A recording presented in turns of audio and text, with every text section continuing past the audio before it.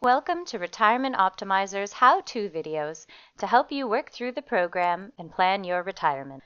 Congratulations on making it to step 11 of the solver, where you can save your inputs for analysis.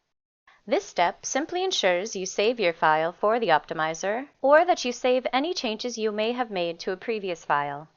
It is recommended that you enter a file name before clicking Save As. The program will have provided an automated name. However, a customized name will be useful if running multiple jobs on different inputs to answer various questions and make comparisons between plans. If the Add Suffix button is checked, the program will add or increment a numeric suffix in the file name, but only if the current name matches the name of the last imported or saved file, whichever occurred last. For example, if you imported a file called Retire2 and made changes, the new file will be saved as Retire3. If you filled out all the information from scratch, then the file name won't be modified, even if this is checked and even if the other files with the same name exist. Once you have entered a name, you can click on the Save As button. The program will now allow you to move on to step 12 by clicking on the Proceed to Analysis button. Before moving on to the analysis, you may want to review your inputs one last time. You can do so by clicking on the Review Inputs button. The inputs will be laid out in the similar format as they are on each of the steps.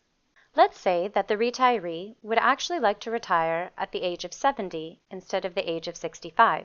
We can then close the input window by clicking off of the screen and go to step 3 to make this change. Because we have made a change to the inputs, the program will not let us move on to step 12, and instead we must return and save a new file. The program has automatically added a suffix to our file name. However, we will customize it further so we can remember the difference in retirement age that we have just entered. We save the new file, and then we can click on Proceed to Analysis. One thing to note, if you have loaded previous inputs and not made any changes, this step will only let you proceed to analysis. That is because the program will not allow two save files with the exact same parameters for a retiree.